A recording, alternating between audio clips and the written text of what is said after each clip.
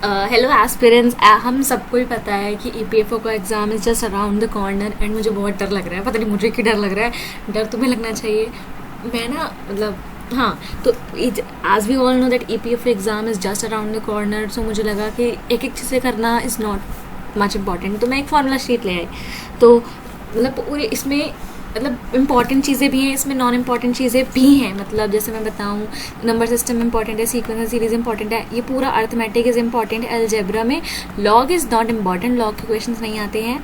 Coordinate geometry important है, mensuration important है बहुत, परम्यूटेशन कॉम्बिनेशन के थोड़े बहुत बेसिक्स आने चाहिए जो मैंने बता दिए थे थोड़े बहुत, जैसे फॉर्मूला कैसे लगाते हैं एंड परम्यूटेशन कॉम्बिनेशन वैसे होता क्या है, और मॉडर्न थ्योरी में जैसे सेट थ्योरी एंड ऑल। तो इसमें बहुत इंपॉर्टेंट चीज़ें, मतलब इसमें ये पीडीएफ मेरे को बहुत अच्छा लगा। मतलब मैं ढूंढ रही थी या फिर मैं बना रही थी, तो इतनी चीज़ें शायद मैं भी ना ऐड कर पाते जितने इस पीडीएफ में एडेड हैं। जितना टाइम मेरे को लगा ढूंढने में, लाइक वो टाइम वर्थ इट था मेरे ख्याल से, तो क्योंकि इसमें सब कुछ था and I really like this. जैसे set theory is not important I guess, मतलब प्रोबेबिलिटी के क्वेश्चंस आते हैं, परम्यूटेशन कॉम्बिनेशन लगाने आते हैं प्रोबेबिलिटी में, तो दोनों चीज़ इंपॉर्टेंट आ जाती है। तो मतलब है, इसमें बहुत कुछ है कवर करने को। ये पीडीएफ भी मैं डिस्क्रिप्शन बॉक्स में डलवा दूँगी, so don't worry about it. तो लेट्स स्टार्ट। ये 75 का पेजेस का पीडीएफ है, पहले बता दूँ, तो टाइम बहुत मतलब लंबी वीडियो बनेगी, so I am sorry for that. तो number system covered, natural number, whole number. Natural number हमें पता है जो 1 से इन्फिनिट तक जाते हैं। होल नंबर हमें पता है जो 0 से जाते हैं, 0 से इन्फिनिट तक जाते हैं ना। इंटीजर में क्या होता है, नेगेटिव नंबर, 0 और पॉजिटिव नंबर, है ना। रैशनल नंबर क्या होते हैं, सारे नंबर जो रैशनल होते हैं। इरैशनल नंबर जैसे जो √2, √3, ये सारे इरैशनल नंबर होते हैं। ये सारे, और इन सब का मिक्सचर क्या होता है, रियल नंबर। ठीक है, क्या rational number, irrational number, natural number and all, इन सब का मिक्सचर होता है मेरा real number.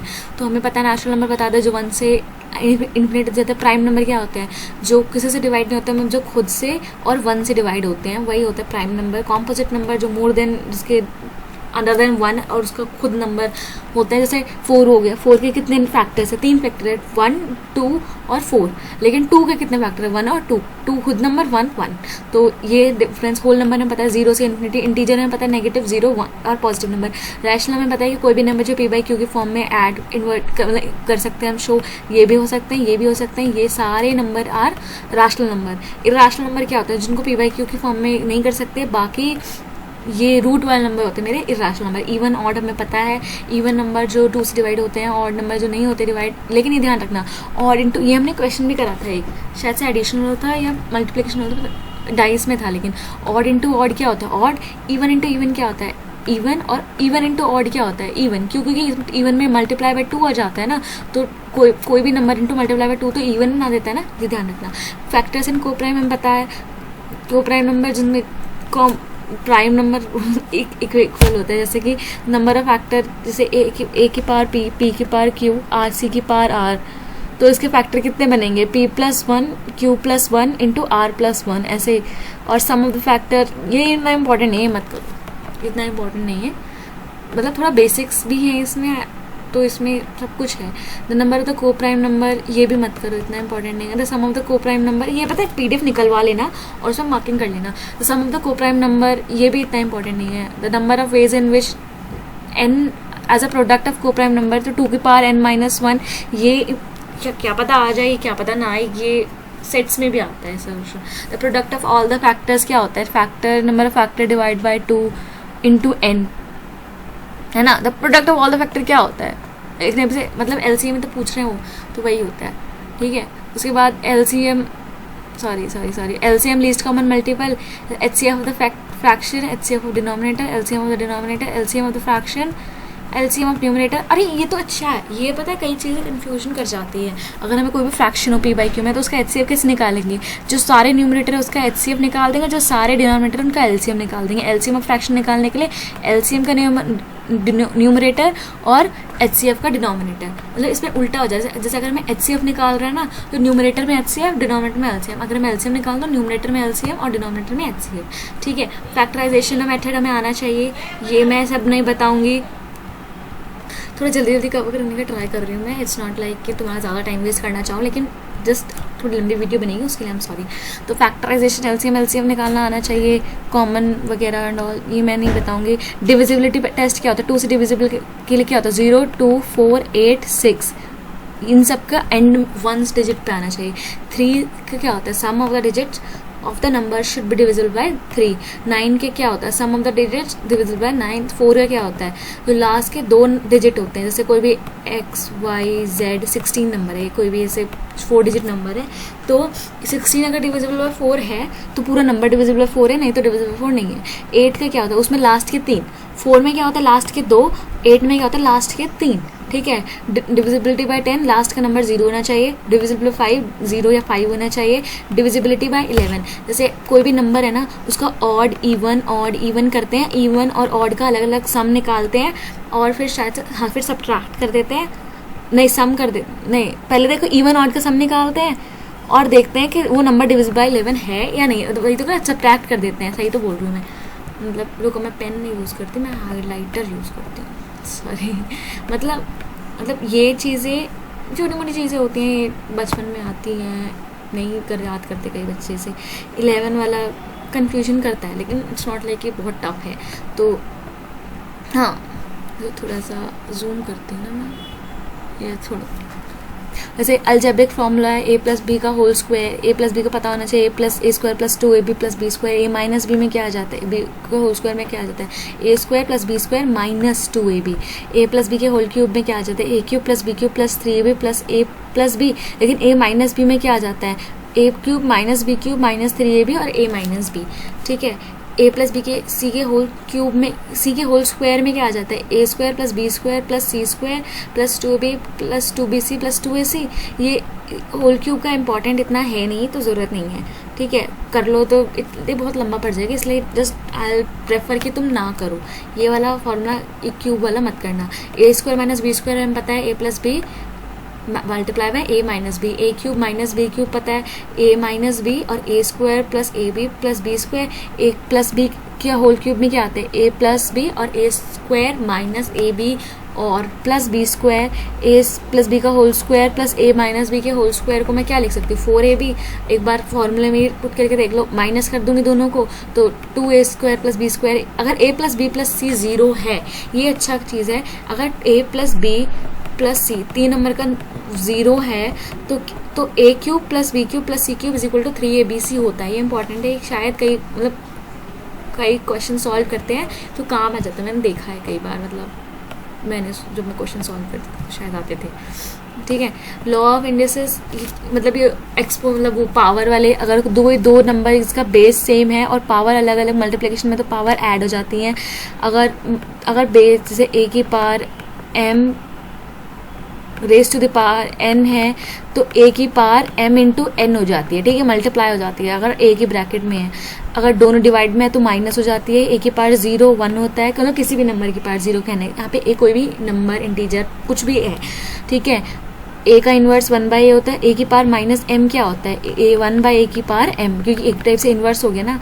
1/2 a root 2 a by, मतलब जैसे कोई भी, जैसे a की पावर 1 कोई भी नंबर ले लूँ तो उतना number time root of a, ठीक है।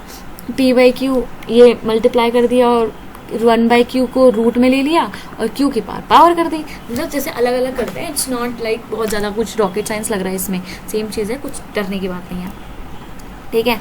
Binomial theorem is not important, लेकिन अगर तुम समझ लो तुम्हारी अच्छी बात है। अगर मतलब अब तुम्हें नहीं आता तो मुझे मत करो, अगर तुम्हें पहले से आता तो तुम्हारा रिवीजन कर रहे हो तो तुम कर लो, मैं ये नहीं कराऊंगी क्योंकि इसमें थोड़ा सा लंबा पड़ जाएगा, तो आई डोंट थिंक कि मैं कराऊँ, लेकिन चलो करा ही देती हूँ।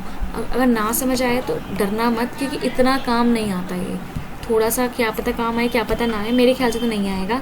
मान लो कोई भी a प्लस है, हमने a प्लस बी का होल स्क्वायर पढ़ा था, a square plus B square plus 2ab, तो ये क्या है a प्लस बी की पावर n।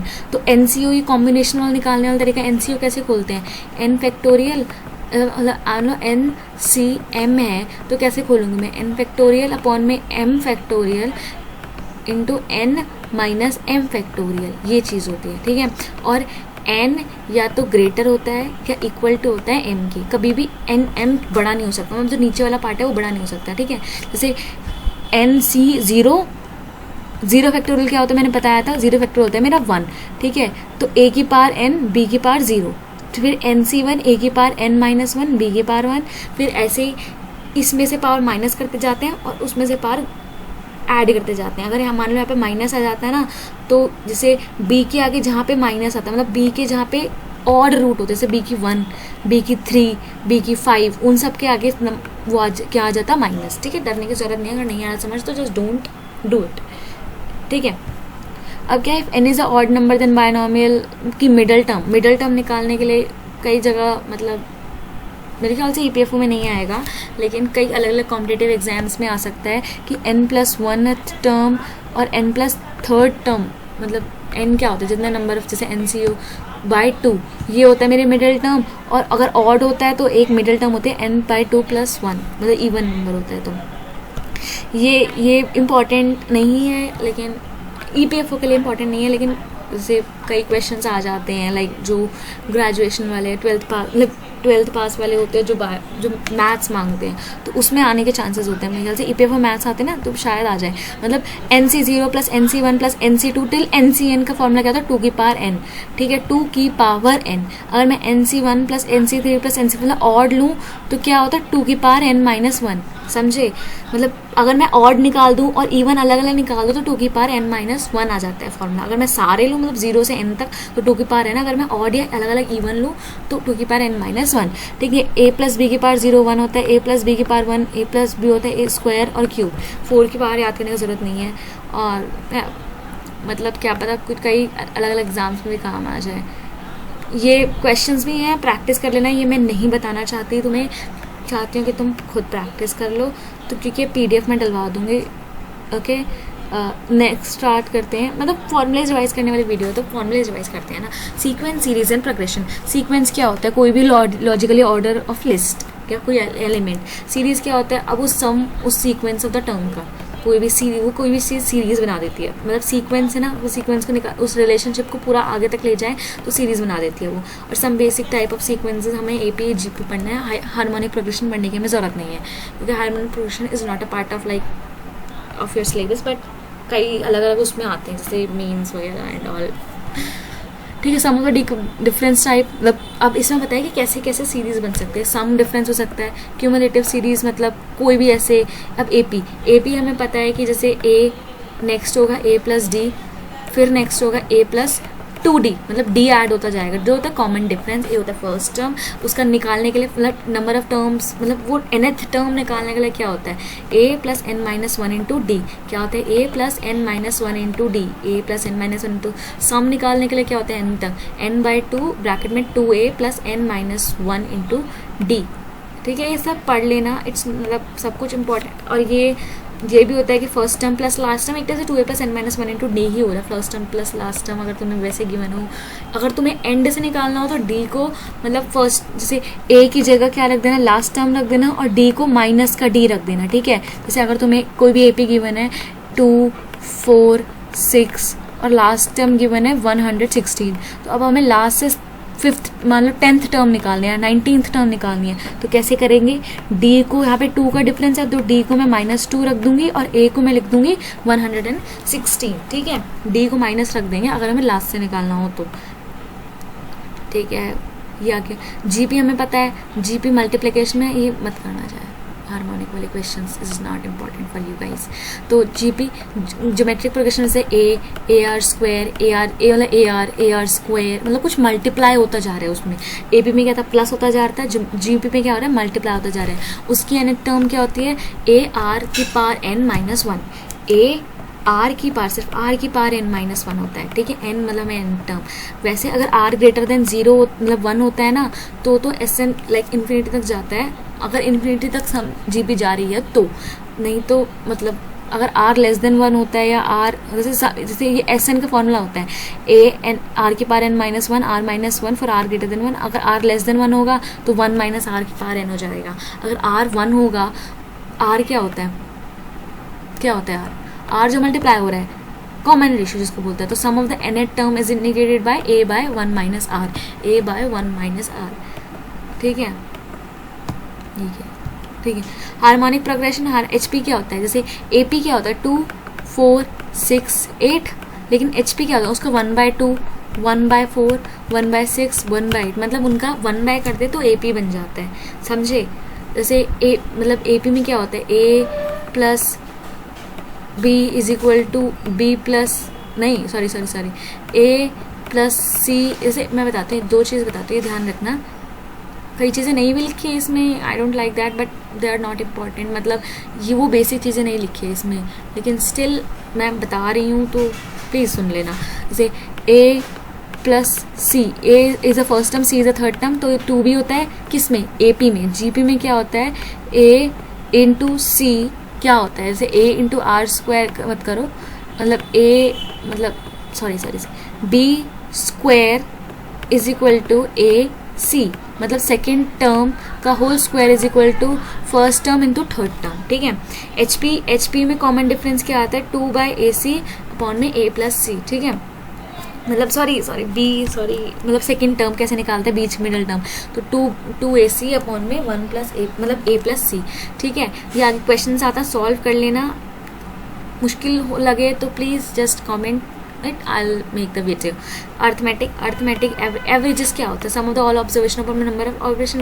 वेटेड एवरेज क्या होता है, मतलब कोई भी वेट का मतलब कोई भी क्वांटिटी एक्स टाइम्स हो रही है, एक ऐसे मीन है, समझे। अर्थमेटिक मीन क्या होता है, first term plus last term by 2। Geometric mean, देखो अर्थमेटिक मीन क्या होता है, एक चीज़ ध्यान रखना, जैसे वेटेड एवरेज अलग मतलब पढ़ोगे, अर्थमेटिक मीन होता है A plus B plus C till N times upon में एन, ये होता है ए पी। जी पी होता है मेरा, ये एन रूट में आ जाता है और सब मल्टीप्लिकेशन में, A B C till N, ठीक है। और A P is always greater than equal to G P, G M, मतलब A M is always greater than equal to G M, not A P और G P, ठीक है।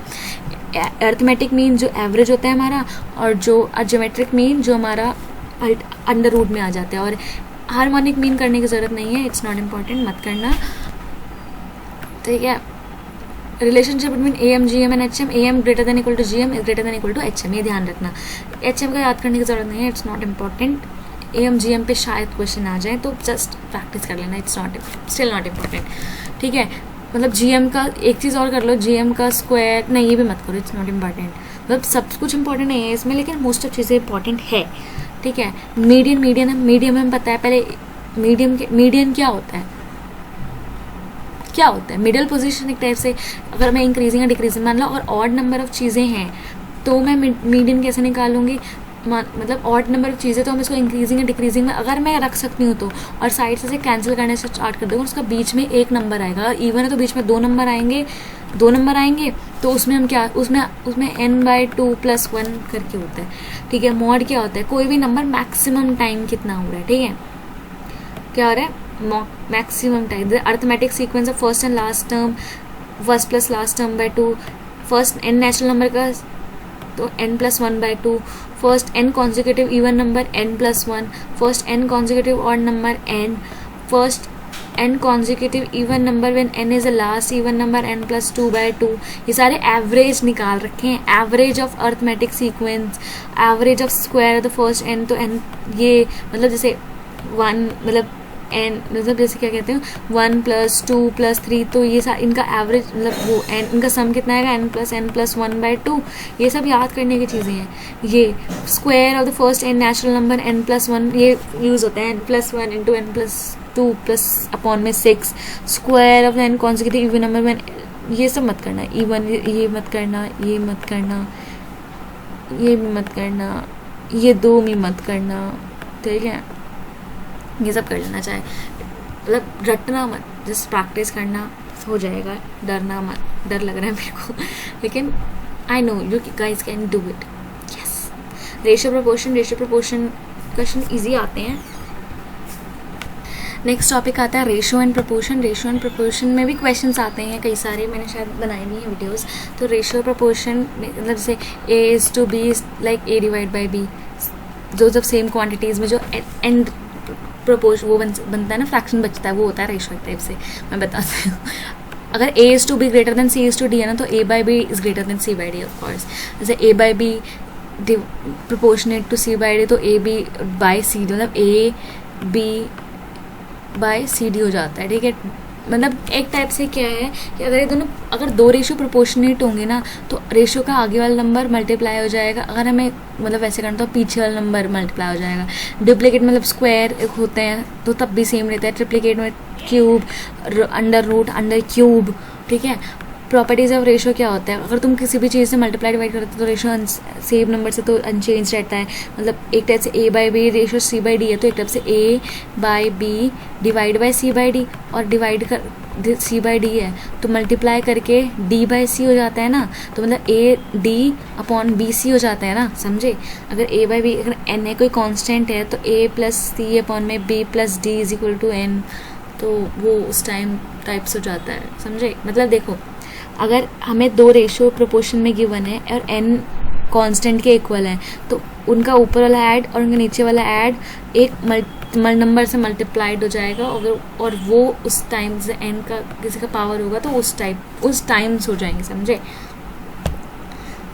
अगर a by a, b by b, c by c are unequal fraction and their ratio, अगर उनका ratio, अगर 3 fraction given है तो ratio निकालना हो तो a plus B plus C divide by a plus B plus C, ठीक है। Lies between the lowest and highest fraction a plus B greater than 1 होगा तो a, मतलब कोई भी अगर मैं ऊपर नीचे मल्टीप्लाई ऐड कर, मतलब अगर a by B ratio greater than 1 है तो कोई भी नंबर को मैं ऐड कर रही हूँ तो वो ratio less than a by b हो जाएगा, और मैं नंबर को माइनस कर रही हूँ तो ए बाई बी से बड़ा हो जाएगा, ठीक है। अगर वो उल्टा है, मतलब छोटा है तो उसका ऑपोजिट हो जाएगा, ठीक है। और इतना कुछ इंपॉर्टेंट लगा नहीं मेरे को। प्रोपोर्शन एक दूसरे के प्रोपोर्शन की जो जैसा है वैसा हो रहा है, जैसे फोर्थ, थर्ड, मीन प्रोपोर्शन जैसे, ठीक है। Mean proportion of A and B is under root A B, ठीक है। मतलब proportion equality of two fraction एक टाइप से, मतलब a by B is equal to C by D है, then b by A proportionate to d by C, opposite कर दिया। a by B is equal to C is to D है तो a is to C is equal to b is to D, मतलब एक type से क्या कर दिया, a बाई बी अगर मेरा c बाई डी है तो क्या हो सकता है, b by upon D is equal to D by C, A D is equal to B C, है ना। और क्या हो सकता है, a plus B upon B is equal to C plus D upon D, A minus B upon B is equal to A C minus D upon D. Componendo dividendo क्या होता है, कॉम्पोनेंटो क्या होता है, ऊपर मैं दोनों जगह प्लस कर रही हूँ। डिविडेंडो क्या होता है, ऊपर मैं दोनों जगह डिनोमिनेटर को ही माइनस कर रही हूँ। लेकिन कॉम्पोनेंटो डिविडेंडो में क्या होता है, डिनोमिनेटर को ही एक बार प्लस किया न्यूमरेटर में और डिनोमिनेटर को एक जगह माइनस कर दिया, और दोनों साइड करते हैं यहाँ पे। प्रॉपर्टीज ऑफ प्रोपोर्शंस यही सेम चीज़, 3 क्वांटिटीज का प्रोपोर्शन में है तो A C is equal to B square, एक तरफ से जीपी की प्रॉपर्टी होगी, है ना। सब कुछ इतना याद करने की जरूरत नहीं है, जैसे डायरेक्ट वेरिएशन, इनवर्स वेरिएशन, ये सब याद करने की जरूरत है नहीं, मत करो इनको, ठीक है, डोंट डू इट।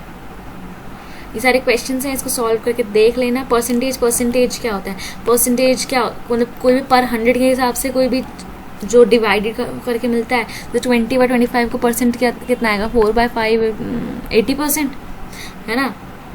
परसेंट क्या होता है, पर 100 के हिसाब से चीज़ें। Percentage change, actual change, actual देखो अगर हमें परसेंटेज चेंज निकालना हो तो एक्चुअल से मतलब चेंज कितना हुआ अपॉन में जो ओरिजिनल वैल्यू थी। मान लो कोई भी चीज़ थी पहले 25 रुपये की, अब हो गई 20 रुपये की, तो कितना परसेंटेज चेंज आया, तो 5 रुपये का चेंज आया इसमें, और पहले ओरिजिनल वैल्यू थी 25, तो और परसेंटेज चेंज निकालना तो इंटू 100 कर दूंगी मैं, ठीक है। तो कितना आया, 4 इंटू 5 20% का चेंज आया, ऐसे, ठीक है।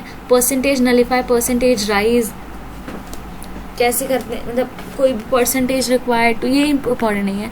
Successful percentage change is also not important, ये अलग तरीके से सॉल्व करवा दूंगी मैं, या जैसे मान लो if a value increases, a increases by a b c % up to n, तो टोटल राइज इन परसेंटेज कैसे होता है, a को मैं 1 प्लस, देखो ये क्या हुआ, जब a परसेंटेज चेंज हुआ इसका प्राइस, फिर ये b, ये c, ये d, समझे। मतलब जैसे अगर मैं कोई भी चीज़ a परसेंटेज चेंज हुआ, पहले उसकी वैल्यू a थी, तो मैं उसके नया वैल्यू क्या होगा, a प्लस जो a परसेंट से चेंज हुआ a बाई 100 वैल्यू इंटू में a, है ना, यही तो चेंज हुआ है। फिर सेम चीज़ अगर मैं b परसेंट से चेंज हुआ तो सेम चीज़ मल्टीप्लाई कर दूंगी, ये बस वो, अगर कम हुआ है तो माइनस कर दूंगी उसी से, अगर बढ़ता है तो प्लस, कम होता है तो माइनस, सेम चीज़, ये बस ऐसे गिवन है, थोड़ा सा कंफ्यूजन वे में, लेकिन क्वेश्चंस भी इसमें तो सॉल्व करना। Profit loss is one of the easiest topic yet tough topic, क्योंकि simple interest is very easy according to me. The simple interest is easy, compound interest is kind of tough but not like that tough कि impossible है, ठीक है. Profit, when the profit is sold, कोई भी चीज़ sold होती है तो उसका मार्केट प्राइस या फिर सेलिंग प्राइस जो होता है, जो उसका कॉस्ट प्राइस पड़ा उससे ज़्यादा होता है. लॉस जब उसका मार्केट प्राइस या सेलिंग प्राइस उससे कम होता है, जो उससे बाय किया ना कॉस्ट प्राइस से, cost price selling price. Profit selling price minus cost price. Selling price कितना होता है, प्रॉफिट ये मत करो याद, कॉस्ट प्राइस कितना होता है सेलिंग में. ये तो ये एक प्रॉफिट का फॉर्मूला याद करो, उससे सारा आ जाएगा. Selling price minus cost price. Loss क्या होता है, cost price minus selling price, क्योंकि कॉस्ट प्राइस बड़ा होता है लॉस की चीज़ में, ठीक है. प्रॉफिट परसेंटेज कितना होता है, प्रॉफिट परसेंटेज होता है कितना प्रॉफिट हुआ अपॉन में cost price into 100, percentage profit. Percentage profit CP unless required. Relation between CP SP and profit percentage ये भी देख लेना, it's not like that important but still कर लेना. क्या होता है, selling price is equal to cost price into 1 plus profit percentage. यही तो मतलब अगर इस कॉस्ट प्राइस में क्या परसेंटेज टाइम से तो बड़ा, मतलब मान लो 6% का प्रॉफिट हुआ मेरे को, तो 6% ही तो प्राइस बढ़ा हुआ, 6/100 प्लस 1 करके इंटू कॉस्ट प्राइस कर दूंगी, बस यही तो है, is equal to selling price, ठीक है. लॉस फॉर्मूला सेम चीज़, लॉस के लिए cost price minus selling price, percentage loss, loss by cost price आ जाता है, सेम चीज़ उसमें. लेकिन अब हमें relationship between CP SP and loss percent निकालना हो तो माइनस कर देते हैं उसमें, ठीक है. मार्केट प्राइस क्या होता है, CP प्लस मार्कअप. मार्कअप कितना होता है, कितना ऐड वो हुआ, मतलब added itself to the earn profit to this. Break even sales क्या होता है कि प्रॉफिट लॉस के अंदर कैलकुलेट हम break even sales is the point in which neither profit और loss selling number of the units. मतलब ब्रेक इवन सेल्स क्या होता है, फिक्स कॉस्ट मतलब जो हमारा कॉस्ट प्राइस था अपॉन में मार्केट गेन पर मार्जिन गेन पर यूनिट. मतलब कितने, जैसे मान लो कोई भी चावल बेच रहा है, चावल का प्राइस मान लो 60 रुपीज़ है और वो पर्सन 2 रुपीज़ कमा रहा है उससे, तो उसका ब्रेक इवन सेल्स कितना होगा, 30 का, ठीक है.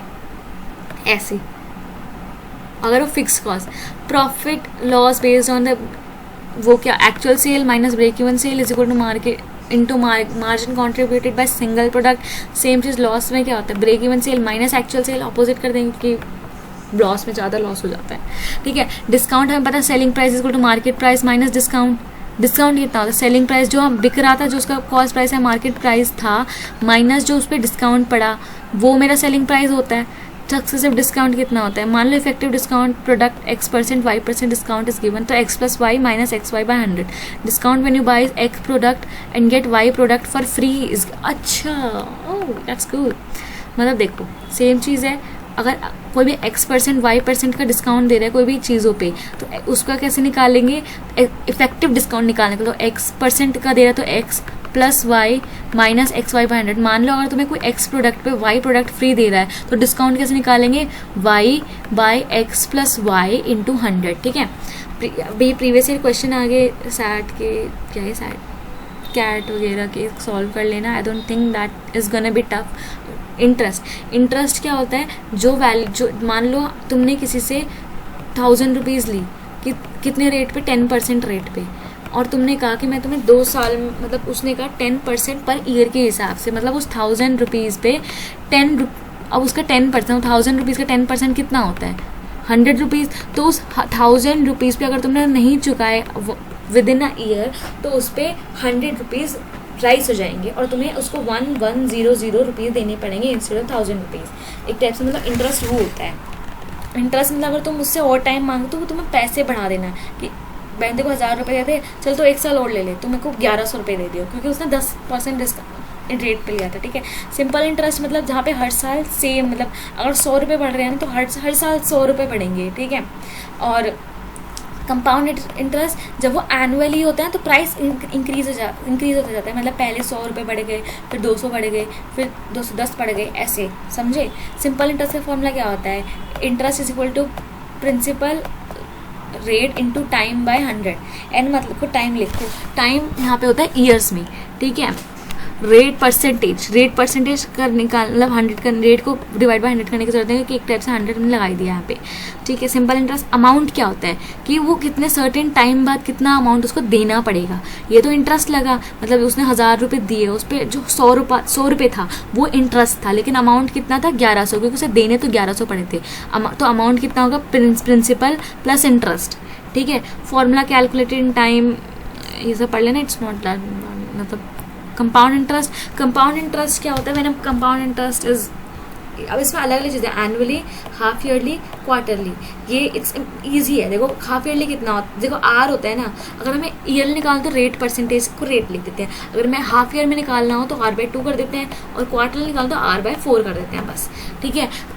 इंटरेस्ट का अमाउंट कितना होगा, प्रिंसिपल इंटू 1 प्लस r/100 की पावर n होता है कितने साल में वो दे रहा है। मान लो 4 साल में दे रहा है तो इंटू की पावर 4 होगी, तो बहुत बड़ा नंबर हो गया ना, लेकिन डिवाइड बाय 100 भी है, तो उस टाइप से मतलब बढ़ता जाता है। ध्यान रखना फॉर्मूले को, amount is equal to principal into 1 plus rate by 100 की पावर n, जहाँ पे n मतलब टाइम होता है, ठीक है, ये मत करना,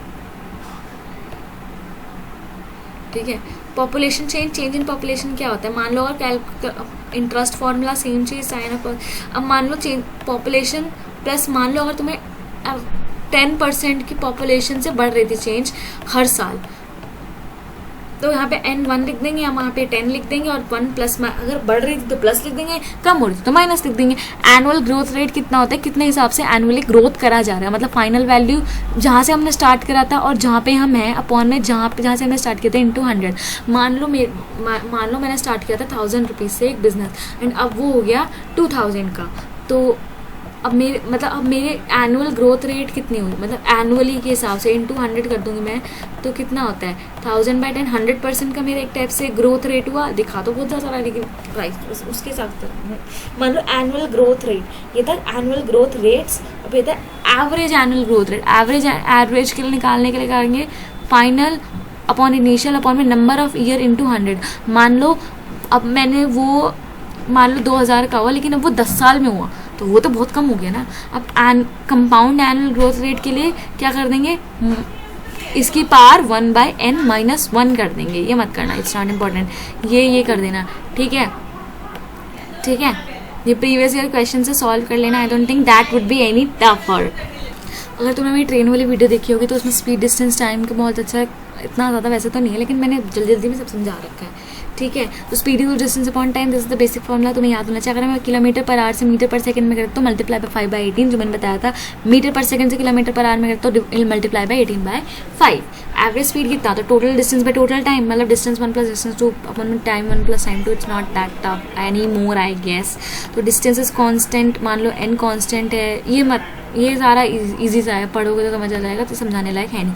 रिलेटिव स्पीड मैंने बताई थी, जैसे ट्रेन की मैंने बताया था ना, अगर ट्रेन 2 अपोजिट डायरेक्शन में जा रही है तो चीज़ ऐड हो जाती है, अगर सेम डायरेक्शन में जा रही है तो चीज़ें सब्ट्रैक्ट हो जाती है, ये होती है रिलेटिव स्पीड।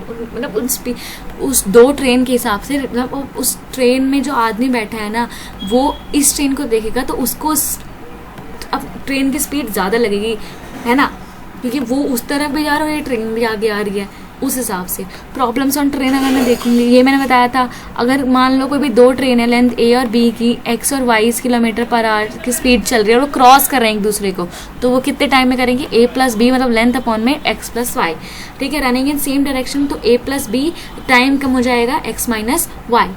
अगर तो train A B run toward each other, A and B are reach B respect crossing each other, speed of x is to y आ जाएगा, root B is to A, ठीक है। Boat problem, tree problem, same चीज़ boat और stream में होगी। मान लो अगर अप स्ट्रीम जाना हो तो रिवर तो उसे डाउन खींच रही है ना, तो जो रिवर की स्पीड, मान लो अगर मैं x ले लूँ, मतलब y ले लेती हूँ, और बोट की स्पीड x ले लेती हूँ, तो कितनी हो जाए, और वो अप स्ट्रीम जा रहा है तो x माइनस वाई हो जाएगा, क्योंकि रिवर उसे डाउन की तरफ खींच रहा है। लेकिन अगर बोट भी डाउन जा रही है और रिवर भी डाउन हिल जा रही है ना, तो दोनों की चीज़ ऐड हो जाएंगी, क्योंकि दोनों एक जगह जा रही हैं। देखो ट्रेन में क्या था, माइनस हो रहा था सेम जगह जाने पे, बोट में क्या हो रहा है, प्लस हो रहा है सेम जगह जाने में, क्योंकि डाउन स्ट्रीम जा रही है। देखो रिवर हमेशा डाउन स्ट्रीम जाती है, ध्यान रखना, ठीक है, कभी भी रिवर अपस्ट्रीम नहीं जाती है, अपस्ट्रीम के लिए हम वो लगाते हैं। अब देखो speed of boat in still water क्या होता है, मान लो 1 किलोमीटर अपस्ट्रीम है और B किलोमीटर डाउनस्ट्रीम है, तो A प्लस B बाय 2, और स्पीड ऑफ द स्ट्रीम कितनी होती है, A माइनस B बाय 2,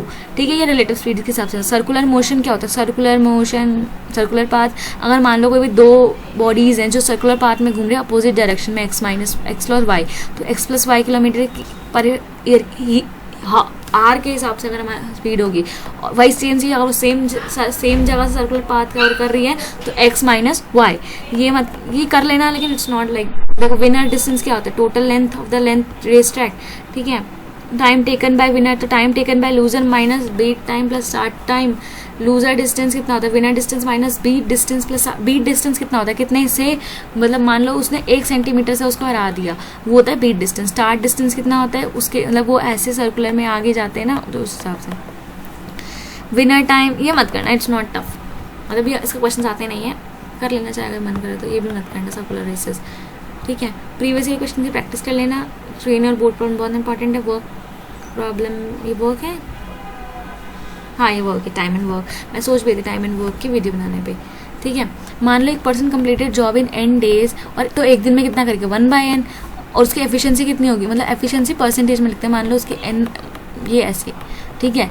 अब मान लो 10 ये ऐसे है, तो 1 डे वर्क 1/2, 1/3, 1/4 ऐसे, तो अगर वो एक काम एक दिन में कर रहा है तो उसकी एफिशिएंसी 100 है, 2 दिन में कर रहा है तो 50 है, ऐसे उन्होंने डिवाइड करके परसेंटेज निकाल दी बस। Relationship between efficiency and time कितना होता है, देखो एफिशिएंसी और टाइम रेशियो क्या होता है, अगर मान लो x is the ratio of efficiency A and B is x and y, then ratio of time taken bye जो, मतलब मान लो अगर A की एफिशिएंसी ज़्यादा है तो A को टाइम कम लगेगा, और B की एफिशिएंसी ज़्यादा कम है तो B को टाइम ज़्यादा लगेगा, बस ये है, इनवर्स का रेशियो होता है। Relationship between time work constant and efficiency is inverse होती है, अगर टाइम ज़्यादा ले तो उसकी एफिशिएंसी कम है ना, तो efficiency into time unit is equal to work, मान लो efficiency into time unit is equal to work, याद करना, ठीक है।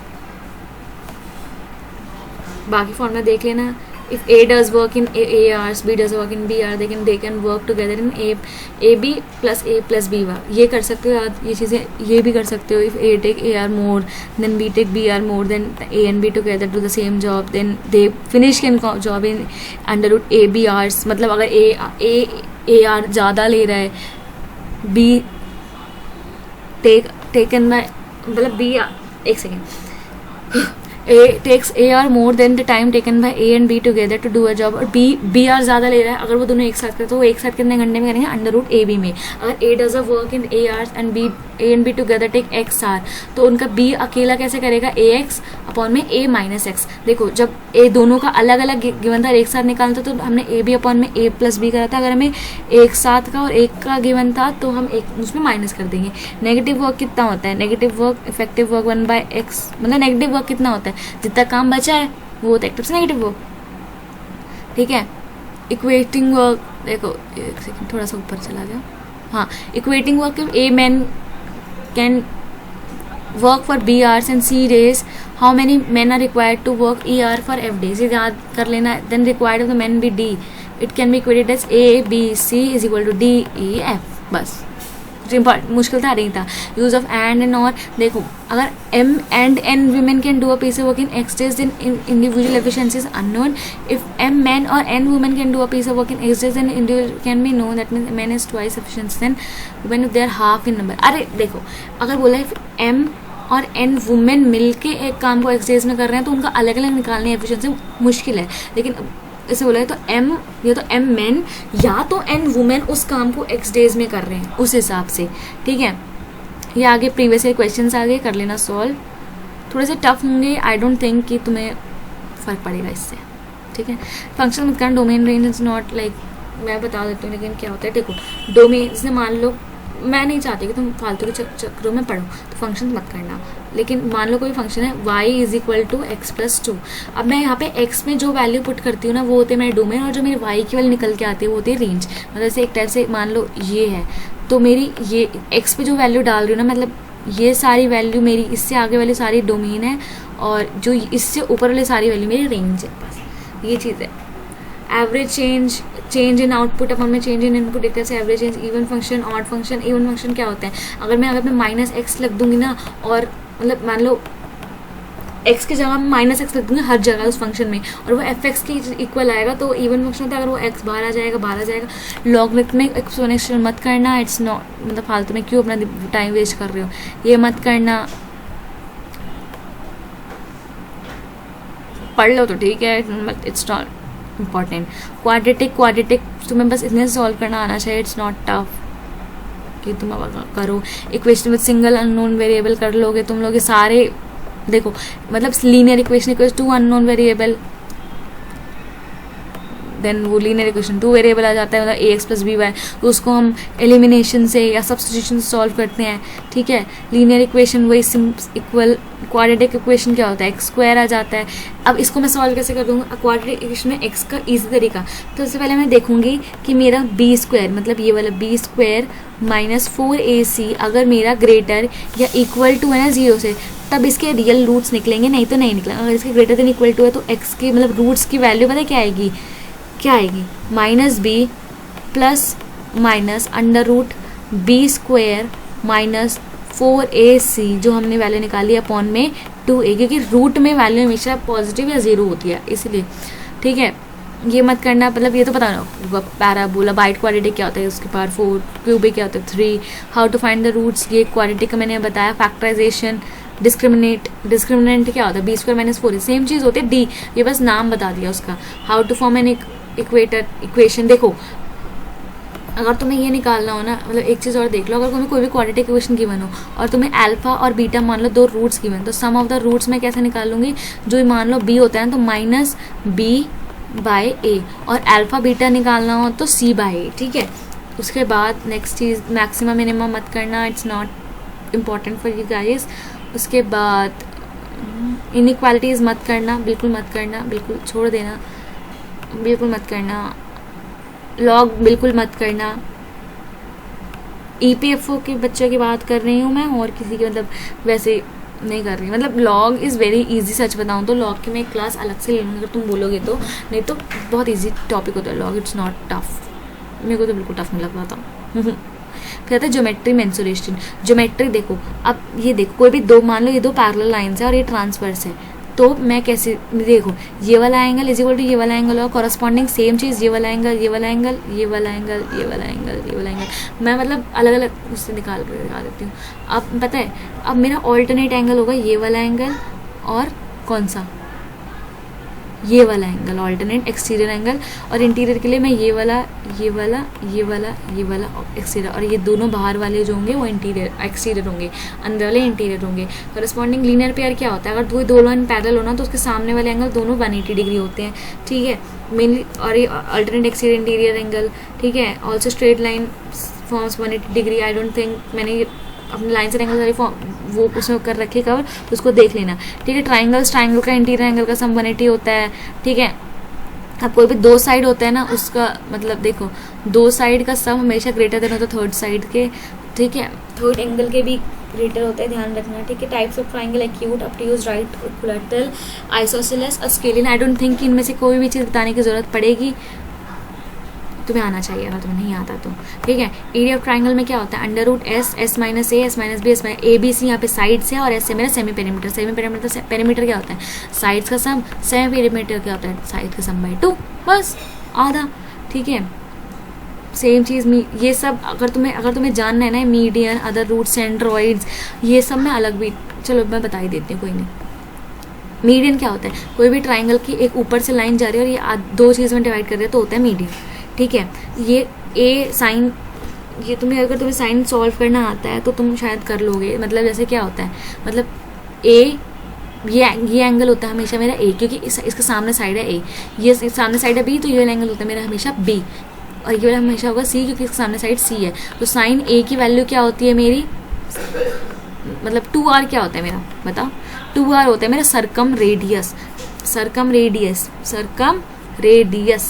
ठीक है। आगे करते हैं। सरकम रेडियस क्या होता है, मतलब कोई भी जो ट्राइंगल एक सर्कल के अंदर जा रहा है, सर आर मतलब एक टाइप से डायमीटर, उस जो अगर कोई ट्राइंगल को मैं एक सर्कल के अंदर बंद कर सकती हूँ तो उस सर्कल का डायमीटर वो होता है मेरा 2r, ठीक है। आर होता है radius of that circle, 2r diameter हो जाता है। तो ए मतलब side by sine A is equal to circumradius 2r, या फिर डी नहीं लिखते वैसे तो, लेकिन कर सकते हो। सेंट्रोइड होता है एक पॉइंट जिसके तीनों साइड से डिस्टेंस सेम हो और रेशियो वो 2:1 में डिवाइड कर रहा है, वो 2:1 में 2:1 में डिवाइड कर रहा होता है। 2:1 मतलब ए से ओ, मतलब पॉइंट से और जहाँ पे वो लाई कर रहा है जिस साइड पे वो 1 में होता है, ठीक है। एल्टीट्यूड एक ट्राइंगल से एक पॉइंट से यहाँ पे 90 डिग्री पे जा रही होता है। परपेंडिकुलर बाइसेक्टर, एक ट्राइंगल पॉइंट से लाइन जो बाइसेक्टर भी कर रही है और परपेंडिकुलर भी है, ठीक है। जल्दी जल्दी करते हैं। ये होता है मेरा क्या, थेल्स थ्योरम। अगर तुम्हें नहीं पता तो बहुत गलत बात है, मैं नहीं बताऊंगी, ठीक है। 6th की मेरे ख्याल 6th-7th की है, 6th-7th 9th की है ये, देखो बता ही देती हूँ। चलो अगर मान लो कोई भी जैसे एक ट्राइंगल में ये दो साइड पैरेलल हैं तो ये साइड का और अपॉन में ये साइड अपॉन में ये इक्वल होंगे, या ये साइड अपॉन में ये और पूरी साइड अपॉन में ये इक्वल होंगे, मतलब एक तरफ से रेशो हर चीज़ का सेम हो जाता है, ध्यान रखना। एक बार पढ़ लोगे तो समझ आ जाएगा। अपॉनलाइज थ्योरम मत पढ़ना, पढ़ लो तो इट्स नॉट दैट ऑफ मतलब a² + b a + ac² = 2 ad² + bd², बस दैट्स इजी ब्रो, इजी, इतना टफ नहीं है मतलब यहाँ पे। लेकिन ad मीडियन होना चाहिए, ध्यान रखना, क्योंकि मीडियन आधी चीज़ों में कट कर देता है। देखो सर्कल में लूँ सेक्टर, अब एक सर्कल देखो, इस सर्कल की ये एक अगर इस सर्कल से मैं इतनी चीज़ काट दूँ तो ये होते हैं आर्क, ये चीज़ होता है मेरा पूरा सेक्टर, मतलब एक ट्राइंगल सा जो बनता है। और अब इस सर्कल के सेक्टर में से एक मैं स्ट्रेट कॉर्ड ड्रॉ कर दूँ, जैसे समझ नहीं आ रहा होगा, तो इसमें शेप्स कहाँ से लेते हैं तो मेरे को नहीं पता। जैसे ये लो सर्कल, ठीक है, ये हो गया मेरा सेक्टर और ये चीज़ होगी मेरी सेगमेंट, समझे। मैं सेगमेंट को अलग कर देती हूँ, ये हो गया मेरा सेगमेंट, ठीक है। देखो अब आर्क की होता है, लेंथ ऑफ आर्क क्या होता है, θ/360 अपॉन में 2πr, थीटा ये होता है, ठीक है। θ/360 πr², क्योंकि एरिया को कवर कर रहा होता है सेक्टर। सेगमेंट का क्या होता है, sector minus ½ r² sin θ, ½ r² sin θ, ये वाली मतलब ये साइड और ये साइड दोनों इक्वल आ जाती है हमारे एक टाइप से, मतलब मैं तुम्हें करके दिखा दूंगी बाद में किसी वीडियो में, तुम बता देना, मैं करके दिखा दूँगी। It's not tough to find that. Perimeter of the segment मतलब θ/360 2πr + 2r² sin θ/2, 2r², ऊपर में क्या था ½ r² sin θ और इसमें पेरीमीटर में तो कॉर्ड टेंजेंट सब पता होना चाहिए। कॉर्ड होता है कोई भी एक सर्कल में ये चीज़ कॉर्ड, और टेंजेंट क्या होती है, कोई भी जैसे एक रेडियस जा रहा है उससे 90 डिग्री मतलब वो कट कर रहा है तो वो होता है मेरा chord. Alternate segment theorem, polygons, some important point ये दे रही है, पढ़ लेना, मैं ये नहीं बताऊंगी, हर चीज़ मैं बताने के लिए नहीं हूँ यहाँ पे, पढ़ लेना, समझना है तो बता देना, ठीक है। फिर आते हैं ये फॉर्मुलेज एक बार देख लेना। देखो मैं बताती हूँ कैसे करना है। आउच, रेक्टेंगल का perimeter 2l + b, area LB, square 4a a², total ये तो हो गया नहीं सच में, ठीक है। क्वाड्रिलेटरल देखते चलो बताते हैं। Triangle x + y + z ½ × b × h, ठीक है। पर पैरेललोग्राम में a × l मतलब a × l नहीं, यहाँ पे h आना चाहिए, यहाँ पे h है, ठीक है। रोम्बस ½ × d1 × d2, इसका भी शायद से बेस इंटू हाइट नहीं होता, ठीक है। ½ × d1 × बेस इंटू हाइट भी होता है इसका मेरे ख्याल से। तो क्वाड्रिलेटर का सम ऑफ द ऑल साइड, और इसमें भी सेमी पेरीमीटर वाला होता है। ट्राइंगल होता है ना, कैसे scaling triangle s × s - a × s - b × s - c × s - d add हो जाता है इसमें। ट्रेपीजियम का एरिया बता रही हूँ मैं, ½ × height × sum of the parallel sides और sum of the all side. Perimeter मैं नहीं बता रही, चलो सर्कल का बता रही हूँ, 2πr और एरिया होता है πr²। अब आते हैं 3D शेप्स। सेमी सर्कल मैं आई डोंट थिंक ये बताने की चीज़ है, ठीक है। क्यूबॉइड्स, इसका ये सब नहीं होता, ठीक है। टोटल वॉल्यूम और CS से, ठीक है। क्यूब टोटल सरफेस एरिया मतलब सारा कर्व्ड सरफेस एरिया, मतलब जो उसका टॉप और नीचे का पार्ट हटा के कर्व पार्ट, मतलब जैसे ये वाला पार्ट हो गया, जैसे ये 4 साइड हो गई, ये 4 साइड होगी क्यूब की, ठीक है, ठीक है। बस ऊपर और नीचे का पार्ट नहीं लिया इसमें, बस ये फॉर्मूलाइज पढ़ लेना। मैं नहीं बोलना, मैं ये डिक्टेट नहीं करना चाहती, टाइम वेस्ट नहीं करवाना चाह रही, क्योंकि वैसे वीडियो बहुत लंबी हो गई है, ठीक है। क्वेश्चंस हैं सॉल्व कर लेना, ना समझ आए तो डाल देना। कोऑर्डिनेट ज्योमेट्री के बेसिक फॉर्मूले हैं, पढ़ लेना, अगर कुछ ना समझ आए तो बता देना। देखो ये पढ़ना, डिस्टेंस पढ़ लेना। डिस्टेंस फॉर्मूला क्या होता है, √x2 माइनस कोई भी 2 पॉइंट में x1 x2 y1 y2 sorry x1 y1 x2 y2, तो डिस्टेंस ये होता है। डिस्टेंस फ्रॉम ओरिजिन में से 0 x2 x1 और y1 या x2 y2 0 हो जाता है, ठीक है। रेशियो में इंटरनल एक्सटर्नल देख लेना, सेंट्रॉइड। अगर तुम्हें ये नहीं आता तो बहुत गलत बात है अभी तक, क्योंकि पेपर 2-3 दिनों बाद है और तुम्हें अब तक नहीं आता, इट्स रॉन्ग, ठीक है। और अब पेपर है तो अब कुछ नया मत पढ़ना, don't just confuse your self. ये सब एक बार देख लेना, ये इतना ज़रूरी नहीं है ये सारे फॉर्म्स याद करनी, तुम्हें ये पता होना चाहिए स्लोप क्या होता है एंड ऑल, बेसिक पता होना चाहिए, ठीक है। एक बार प्रीवियस क्वेश्चन सॉल्व कर लेना इसके। परम्यूटेशन कॉम्बिनेशन में देखो, परम्यूटेशन होता है कोई भी एन में से चीज़ों को अरेंज करने का फॉर्मूला, ठीक है। और कॉम्बिनेशन क्या होता है, किसी भी एन में से चीज़ें सेलेक्ट करने का फॉर्मूला। मान लो अगर मैं एम में से एन चीज़ें सेलेक्ट करती हूँ तो उसका मतलब उसको सेलेक्ट करने का तरीका एक ही होगा, लेकिन उसे अरेंज करने का तरीका n फैक्टोरियल होगा। n फैक्टोरियल कैसे होता है, n into n minus 1 into n minus 2 into n minus 3 till 1 तक, ठीक है। फैक्टोरियल मैंने बताया एक वीडियो में, देखना जाके उसको, उसमें थोड़ा सा ये सब मत करना, इतना डीप में जाने की जरूरत नहीं है। प्रोबेबिलिटी की प्रैक्टिस कर लेना, एंड प्रोबेबिलिटी टफ नहीं है लेकिन मुश्किल भी है। प्रोबेबिलिटी इज़ वेरी टफ अगर तुम्हें परम्यूटेशन कॉम्बिनेशन नहीं आता, लेकिन बेसिक चीज़ें आ जाती है, इट्स नॉट दैट टफ, ठीक है। ये मत पढ़ना, ठीक है। इंडिपेंडेंट इवेंट्स ये सब मत पढ़ना, ये सेट थ्योरी मत पढ़ना। देखो जो चीज़ें बताई हैं वो सॉल्व कर लेना। अगर तुम्हें क्वेश्चन ना समझ आए तो मैं वीडियो बना दूंगी, ज़्यादा से ज़्यादा लंबी वीडियो बन गई है। बाकी all the best for your exam, mind शांत रखो, कुछ नया मत पढ़ो जो अब तक पढ़ाया उसे, जैसे हिस्ट्री सिविक्स, मतलब जो भी तुमने पढ़ा होगा, साइंस रीजनिंग की प्रैक्टिस करते रहो, कुछ नया मत पढ़ो, क्योंकि तुम अब कुछ नया पढ़ोगे तो कंफ्यूज हो जाओगे बहुत ज़्यादा, तो उसे मत पढ़ो। अगर तुम्हें नहीं तो छोड़ दो, इट्स लाइक कोई नहीं, उस चीज़ का क्वेश्चन नहीं आ रहा और मैं इतना कॉन्फिडेंट हूँ अगर आएगा तो मैं सॉल्व कर दूंगा, बस। तुम्हें बेसिक पता होना चाहिए बस। अगर तुम्हें और अगर पेपर में अगर तुम्हें ध्यान रखना कि तुम्हें 1 मिनट में क्वेश्चन सॉल्व ना हो तो छोड़ देना, बाद में आऊँगा उस क्वेश्चन पे फिर से, लेकिन छोड़ देना, उस एक क्वेश्चन में टाइम वेस्ट मत करना प्लीज़, ठीक है। और पढ़ते रहो, एंड ये फॉर्मूला शीट मैं डिस्क्रिप्शन में डलवा दूँगी, देख लेना क्या क्या पढ़ना है क्या क्या नहीं पढ़ना है। मैं फिर से बोल रही हूँ, इस PDF में सारी चीज़ इंपॉर्टेंट नहीं है, लेकिन कुछ चीज़ें इंपॉर्टेंट है जो मैंने बोली भी है, इसमें बहुत कुछ बोला है नया, तो वो भी इम्पॉर्टेंट है होगा शायद, मतलब मैंने कई चीज़ें बोली है इसमें नहीं, तो वो इम्पॉर्टेंट है क्योंकि मैंने बोली है, अलग से इसमें लिखा नहीं है। बाकी कई चीज़ें मैंने इसमें कटवाई है, तो वो देख लेना प्लीज़।